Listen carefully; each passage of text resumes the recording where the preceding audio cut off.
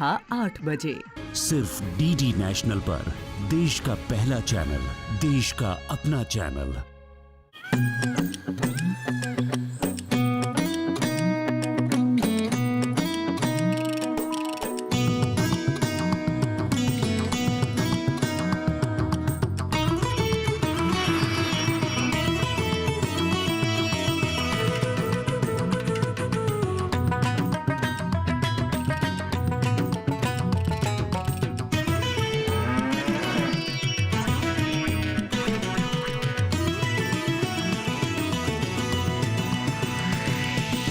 DD किसान, बदलते भारत की शान।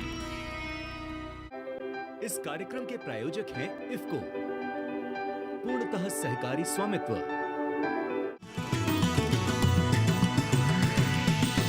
डीडी किसान, बदलते भारत की शान।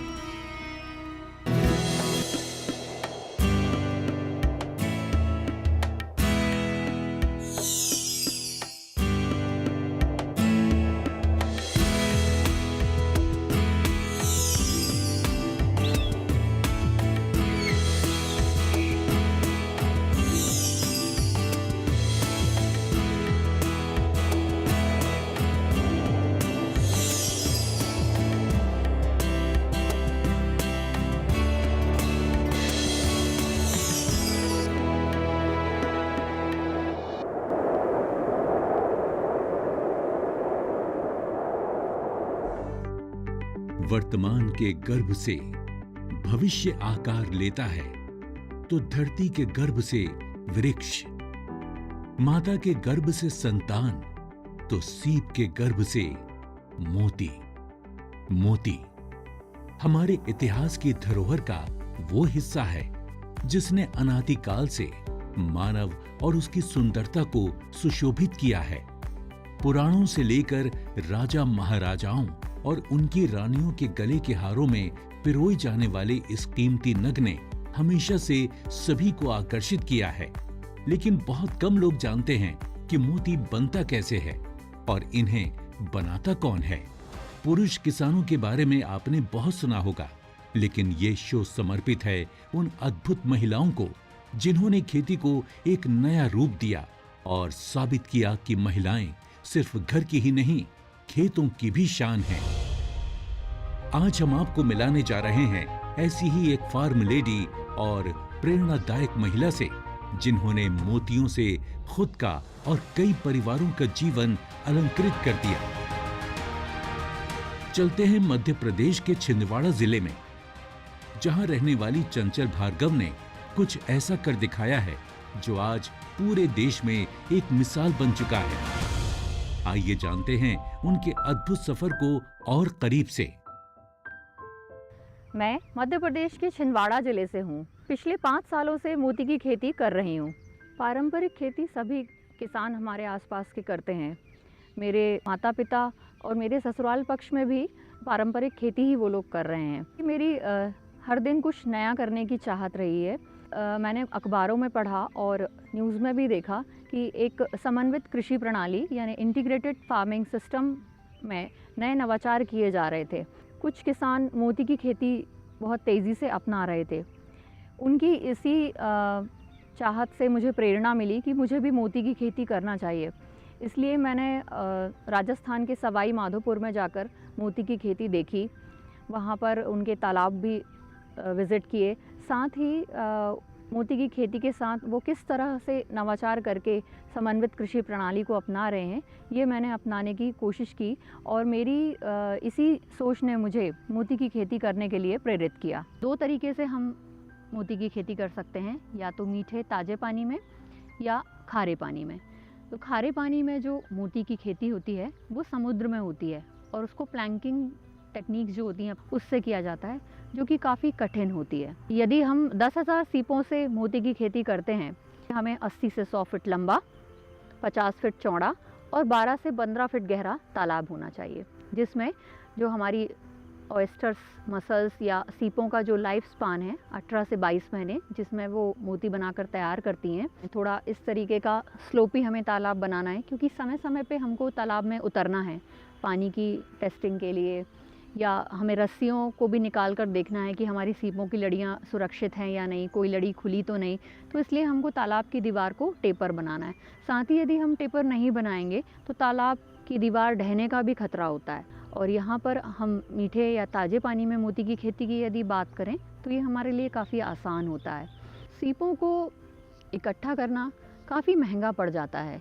इसके लिए हमें प्रशिक्षित मछुआरों की भी ज़रूरत पड़ती है। इसकी बजाय हम जो 5 से 7 सेंटीमीटर की तैयार सीपें हैं उनको ख़रीदना ज़्यादा हमारे लिए उचित होता है। इसमें ज़्यादा आर्थिक व्यय नहीं होगा। सीपों को मंगवाने के बाद 8 से 10 दिनों तक उन्हें हमें कंक्रीट के बने हुए टांकों में रखना होता है, ताकि वो आसपास का जो हमारा वातावरण है, जिस वातावरण में हमें शल्य क्रिया करनी है, उस वातावरण के अनुरूप अपने आप को ढाल सकें। सीपों को अच्छे तरह से अपने आसपास के वातावरण में ढालने के बाद छोटी सी शल्य क्रिया हम करते हैं, जिसमें हम जो सीपें हैं उनके दाएं और बाएं दोनों जो भाग हैं उसमें हम बीजों को डाल देते हैं। इसके लिए कुछ उपकरण होते हैं, फॉरसेप्स, स्पैचुला। इनकी मदद से हम सीपों को पहले खोलते हैं। इसके बाद उनके जो दाएं और बाएं वेंट्रिकल हम इन्हें कहते हैं जनरली, उसमें हम बीजों को डाल देते हैं। सीप या ऑयस्टर देखने में भले ही एक निर्जीव वस्तु की तरह लगते हों, लेकिन उनके अंदर एक संजीवनी शक्ति होती है। बीजों को डालते वक्त शल्य के जो उपकरण हैं उनसे थोड़ा ना थोड़ा घाव हमारी सीपों को लग जाता है। तो इसके लिए हम सीपों को शल्य क्रिया के बाद एंटीबायोटिक का जो सल्यूशन होता है उन्हें शिफ्ट कर देते हैं, उन्हें वहाँ पर हम रख देते हैं। यदि हम सीपों को आने के बाद, मंगवाने के बाद भोजन देने में या शल्य क्रिया में बहुत ज़्यादा समय लगाते हैं तो सीपों में मृत्यु भी हो जाती है। यह मृत्यु दर 20 से 25% तक जा सकती है। मोती की खेती में यह बहुत ज़रूरी चीज़ है कि हमारी थोड़ी सी भी लापरवाही से सीपों की मृत्यु दर बढ़ सकती है। हमें इस बात का भी ध्यान रखना है कि हम कम से कम 2 से 3 सेकंड में सीपों के दाएं और बाएं दोनों हिस्से में मोती का बीज डाल सकें।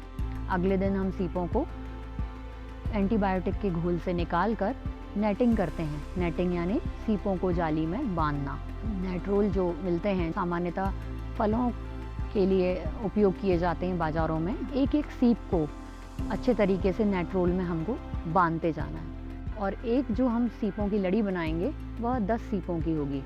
इस तरह से हम कई सारी लड़ियाँ, जितनी भी हमारी सीपें हैं उनकी हम बना करके एक मोटी जो रस्सी होती है जो कि जल्दी ख़राब नहीं होती, 10 सीपों की जो लड़ी बनाई है उस लड़ी को हम एक एक करके उस रस्सी में बांध देते हैं। जो मुख्य रस्सी है हमारी मोटी, उसे हम तालाब में उतार देते हैं। तालाब के दोनों छोरों पर हमें 2 खंभे ठोकने होते हैं। इसमें सबसे ज़्यादा ध्यान रखने वाली बात ये है कि जो भी हम खंभा लगा रहे हैं या कोई पाइप हम गड्ढा करके उसमें दबा रहे हैं जिसमें हम रस्सियों को बांध रहे हैं, वह काफ़ी मजबूती से लगा हुआ हो, नहीं तो हमारी रस्सी तालाब में टूट कर गिर जाएगी और सीपें यदि कीचड़ में सन जाती हैं तो हमारी मृत्यु दर भी बढ़ जाती है। भारत की फार्म लेडी, मैं हूँ धरती की शान। किसान साथियों, कम लागत में बेहतर उत्पादन के लिए बुआई या रोपाई से पहले इफ्को नैनो डीएपी से बीज और पौध का शोधन करें। बीज के शोधन के लिए प्रति किलो बीज में 5 मिलीलीटर नैनो डीएपी और जड़ शोधन के लिए इतनी ही मात्रा 1 लीटर पानी में मिलाएं। आलू के कंद और गन्ने के लिए प्रति टंकी 3 ढक्कन नैनो डीएपी मिलाकर शोधन करें। बोई गई फसलों में 30, रोपित फसलों में 20 से 25 दिन, आलू में 30 और गन्ने में 60 दिन पर नैनो डीएपी और नैनो यूरिया का पत्तियों पर छिड़काव करें। फसल की जरूरत के अनुसार नैनो यूरिया प्लस का दोबारा छिड़काव करें। इफ्को नैनो फर्टिलाइजर की ताकत से फसलें लहलहा उठेंगी। दीदी, नौकरी लग गई। अरे वाह, बधाई हो। तो अब तो ढेर सारी शॉपिंग। हाँ दी, नया मोबाइल। अरे रुको शहजादे, सैलरी से पहले खर्चे। इंस्टेंट लोन भी तो मिलता है। पहले बजट बनाना सीखो, फिर खर्च करो। पर दी, देखो, कमाई का एक हिस्सा हमेशा बचाना चाहिए, लेकिन पार्टी देने से नहीं बचोगे तुम। हाँ दी, पार्टी मेरी, बजट तुम्हारा। अच्छा, आरबीआई कहता है, सही वित्तीय बर्ताव करे आपका बचाव। किसान साथियों, कम लागत में भरपूर उत्पादन के लिए बुआई या रोपाई से पहले इफ्को नैनो डीएपी से बीज और पौध का शोधन जरूर करें। गेहूं, मक्का जैसी फसलों के लिए 1 किलो बीज को 5 ml नैनो डीएपी से उपचारित करें। रोपाई वाली फसलों की पौध को 1 लीटर पानी में 5 ml नैनो डीएपी से जड़ शोधन करें। आलू, गन्ने के लिए 15 लीटर की टंकी में 75 ml नैनो डीएपी मिलाकर बीज शोधन करें। नैनो डीएपी की ताकत से लहलहा उठेंगी फसलें। भारत की फार्म लेडी, मैं हूँ धरती की शान। एक और कौतूहल का विषय ये है कि मोतियों के विभिन्न रूप और आकार कैसे उत्पन्न होते हैं। ये जानना बेहद रोचक है कि किस तरह से हर मोती की आकृति, रंग और चमक अलग अलग होती है। चंचल जी के मोती की खेती के सफर के जरिए हमें इस जिज्ञासा को शांत करने का भी अवसर मिलता है। सीपों में हम जब बीज डालते हैं तो हम अलग अलग आकृतियों के इसमें बीज डालते हैं, जैसे गणेश जी के आकार का, बुद्ध जी के आकार का, स्वास्तिक का या ओम का, या अलग अलग धर्मों के जो हमारे गुरु हैं या रिचुअल्स हैं, उस हिसाब से हम सीपों में रूपांकक बीजों को या डिज़ाइनर आकृतियों को हम डालते हैं। जब हम सीपों में बीज को डालते हैं तब एक चमकीला तरल पदार्थ सीपों से निकलता है, स्रावित होता है। यही तरल पदार्थ जाकर जो हमने बीज डाला है उसके ऊपर 18 से 22 महीने की अवधि में धीरे धीरे जमा होता है और हमारे मोती को चमक देता है। किसी भी फसल को लगाने के बाद सबसे ज़्यादा ज़रूरी होता है उसकी सारी जो भी प्रबंधन है। सबसे ज़्यादा ज़रूरी है सीपों को समय समय पर भोजन देना। जैसे कि हम जानवरों को पालते हैं, समय समय पर उन्हें खुराक देते हैं, टीके भी लगवाते हैं, उनके स्वास्थ्य का भी ध्यान रखते हैं। तो इसी तरह हमें सीपों के भी स्वास्थ्य का ध्यान रखना है, समय समय पर उन्हें भोजन देना है, उचित खुराक में, उचित मात्रा में और एक सही समय के अंतराल पर। जब हमारे तालाब के पानी का जो रंग है वह हल्का हरा सा दिखाई दे, यानी हमारे तालाब में पर्याप्त मात्रा में भोजन है, और यदि वह हरे से थोड़ा कम हो या ज़्यादा हो तो उस समय हम ये मान लें कि हमारे तालाब में भोजन की कमी हो गई है। तो हमें लगभग 15 से 20 दिन के अंतराल में सीपों को 1 से 1.5 किलो जो भोजन है वह 3 से 4 दिन पुराने गोबर के घोल में मिक्स करके जो भोजन बनाने का टांका होता है उसमें अच्छी तरीके से पानी के साथ मिलाकर बाल्टी और मग्गे की मदद से तालाब में हम अलग अलग जगह उसको फेंक देते हैं और सीपें इसको खा लेती हैं। मैंने सीपों में बीज डालने के बाद मुख्य रस्सी के सहारे बांधकर मैंने दोनों छोरों पर उन्हें उतार दिया। जिस तरह माता अपने नन्हे शिशु को 9 महीने तक गर्भ में रखकर देखभाल करती है, उसी तरह चंचल जी ने तालाब की गहराई में इन मोतियों को पूरे 18 महीने तक बड़े जतन और सावधानी से रखा। 18 से 22 महीने का जो हमारा समय है इसमें बहुत अच्छे तरीके से हमारे मोती बन जाते हैं। इससे ज़्यादा समय पे भी हमें नहीं रखना है। इससे ज़्यादा समय पर यदि हम सीपों को पानी में डालकर ही रखेंगे, तालाब में ही डालकर रखेंगे, तब भी मृत्यु दर हमारी बढ़ती है। तो हम इस तरीके से किसी भी एक रस्सी को निकाल कर उसमें से 1-2 सीपों को निकाल कर हम ये देख लेते हैं कि किस स्तर का जो तरल पदार्थ है स्रावित होकर हमारे बीज पर मोती के जमा हुआ है। इस लंबी प्रक्रिया में जैसे माता पिता अपने शिशु की हर जरूरत का ध्यान रखते हैं, वैसे ही चंचल जी ने इन मोतियों की देखभाल की ताकि हर मोती अपनी खूबसूरती और गुणवत्ता में निखर सके।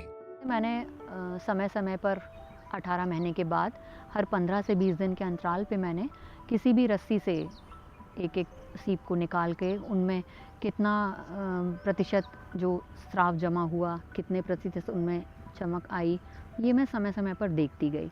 और जब 22 महीने पूरे हो गए उस समय मैंने मोती की फसल को काट लिया या हार्वेस्ट कर लिया, उसकी उपज मुझे मिल गई। फसल उत्पादन के बाद अब बारी थी मोतियों को बेचने की। चूंकि चंचल जी ने पहली बार मोतियों की पैदावार ली थी, उनके लिए ये अनुभव काफी नया और चुनौतीपूर्ण था। तो जैसे कि हमारी फसलों के लिए मंडी होती है अनाज की, या हमारी सब्जियों के लिए सब्जी मंडी होती है, इसी तरह मोती के लिए भी जयपुर और हैदराबाद में मंडी है जहाँ पर ये काफ़ी अच्छे दामों में बिक जाते हैं। तो मैंने खुद ही जयपुर जाकर उस मंडी को देखा, वहाँ पर काफ़ी एक्सरसाइज भी की मैंने कि किस तरीके से मैं इस मार्केट को अप्रोच करके अपने मोतियों को यहाँ तक भिजा सकूँ। लेकिन यहाँ भी एक परेशानी थी।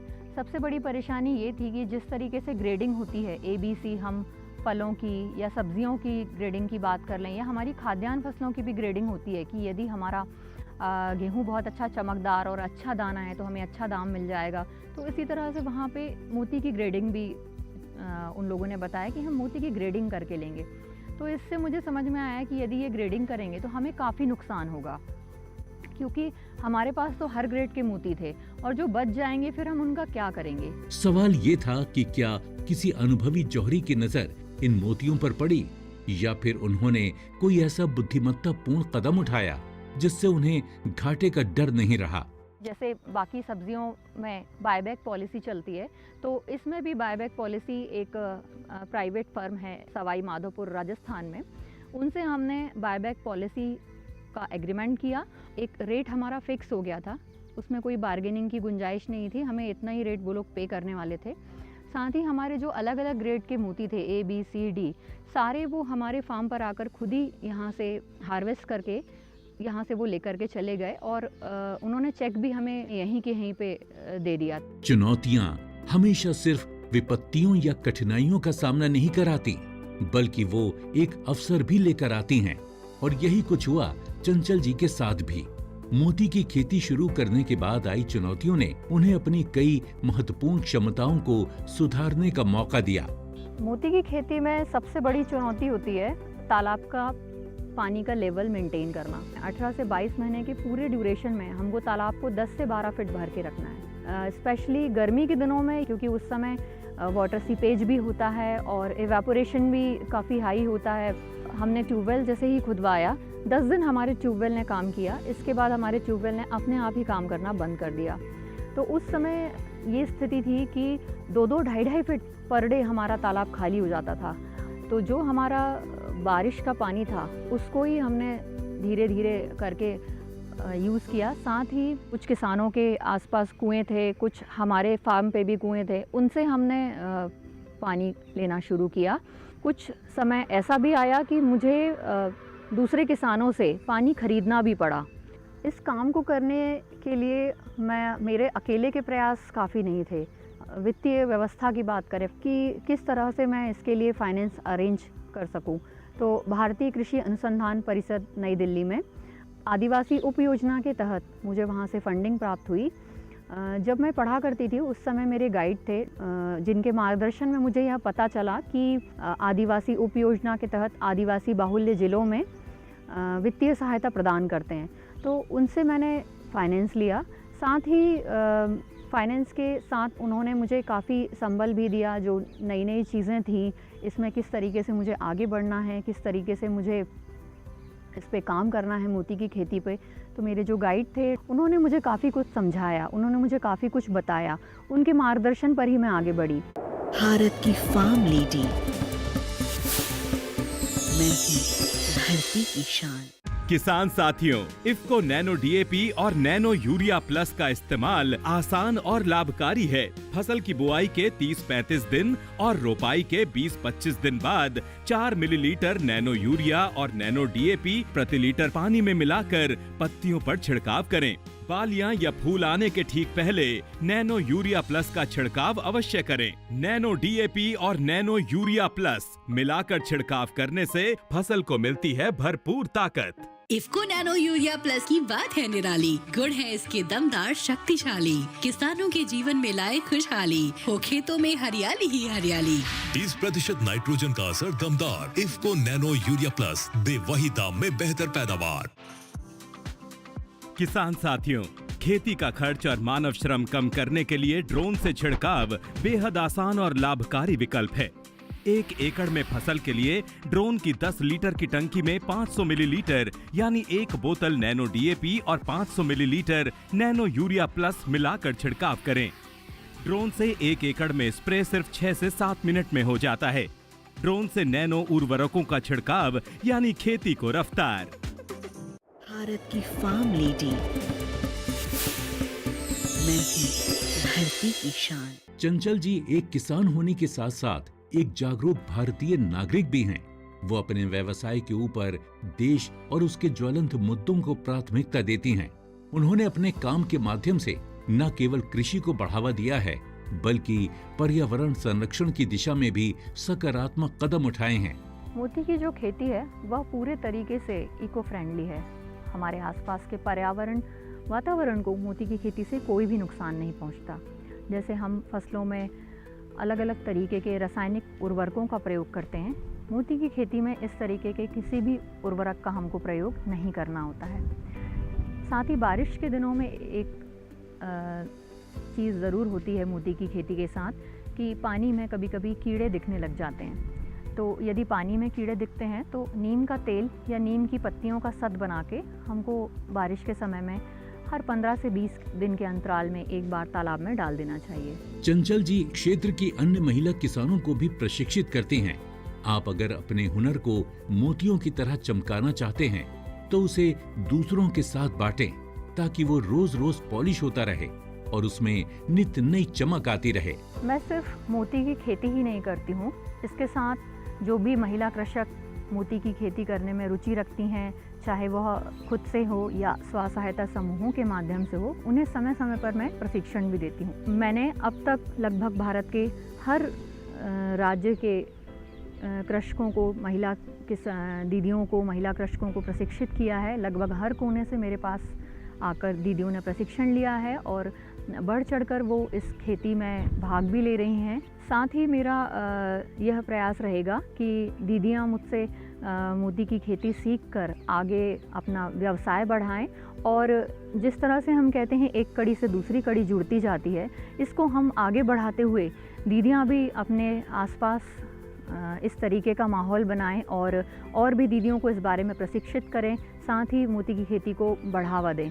महिला किसानों को मैं संदेश देना चाहूँगी कि किसी भी काम से डरे ना और हम किसी से कमज़ोर नहीं हैं ऐसा खुद को मानते हुए हर दिन हम कुछ नया करें। आप जिस भी विषय पे अपनी विशेषज्ञता रखती हैं उस विषय में नवाचारों की कोई कमी नहीं है। आप किस तरीके से उसे प्रस्तुत करती हैं ये आपके लिए चैलेंज की बात होगी। आने वाले भविष्य में मेरी यह कोशिश है कि मैं 2 से 2.5 लाख 3 लाख के आसपास मैं सीपें अपने तालाब में डालूं और जो दूसरा मेरी योजना है भविष्य में कि मेरे मोती के कुछ डिज़ाइनों को मैं पेटेंट करा के उन्हें अपना नाम दे सकूं। चंचल जी ने अपने क्षेत्र में कई उल्लेखनीय उपलब्धियां हासिल की हैं।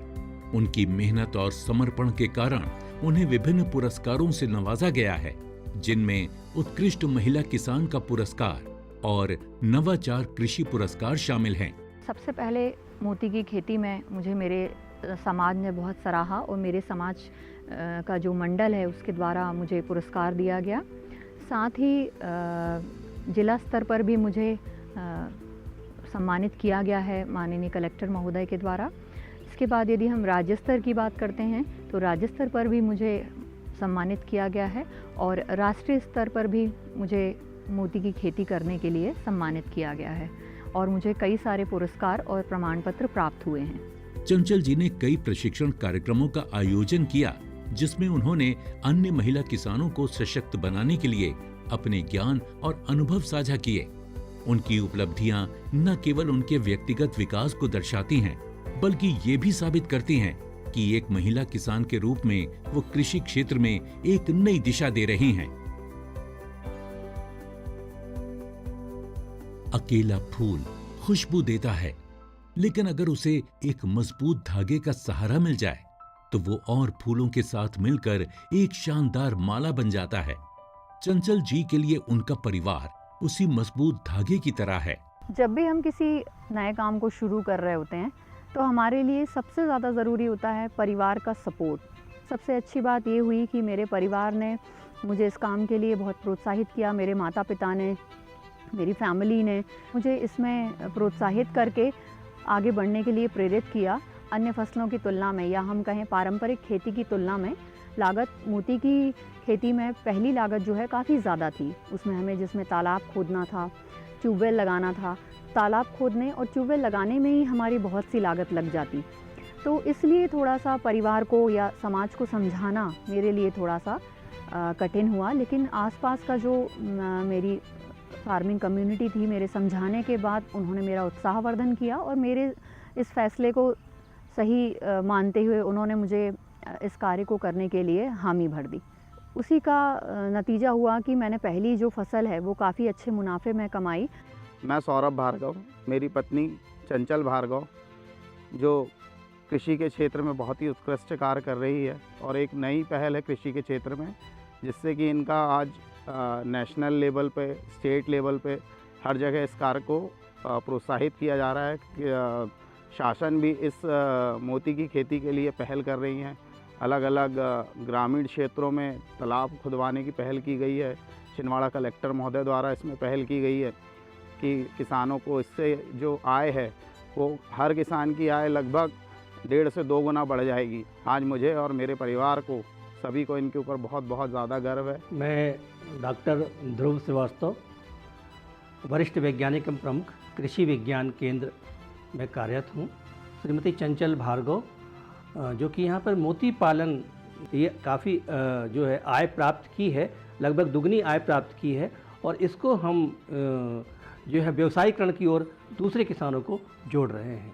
नमस्कार, मैं यहाँ कृषि विज्ञान केंद्र छिंदवाड़ा में सीनियर टेक्निकल ऑफिसर के पद पर कार्यरत हूँ। चंचल भार्गव लोगों को सशक्त कर रही हैं, जिससे कि लोग स्वरोजगार की ओर आगे बढ़ रहे हैं। मैं सांवली पवार, छिंदवाड़ा जिले के जुन्नारदेव तहसील से हूँ। मैं मोती की खेती करना चाह रही हूँ। मैं छिंदवाड़ा जिले की चंचल भार्गव मैडम जो है उनसे प्रशिक्षण ले रही हूँ मोती की खेती की और उनसे सीख रही हूँ। वो बहुत अच्छे से हमें सिखा रही हैं मोती की खेती करना। ये मोती की खेती करके हमें बहुत फ़ायदा होने वाला है। चंचल भार्गव का ये सफर हमें बताता है कि अगर हमारे इरादे पक्के हों तो कोई भी बाधा हमें रोक नहीं सकती। खेती की ये नई दिशा और इस महिला का साहस हर एक किसान के लिए प्रेरणा का स्रोत है। किसान चैनल ऐसी ही और भी प्रेरणादायक कहानियां लेकर आता रहेगा। अगले हफ्ते मिलेंगे एक और मेहनती महिला किसान से। तब तक याद रखें, कड़ी मेहनत का फल जरूर मीठा होता है।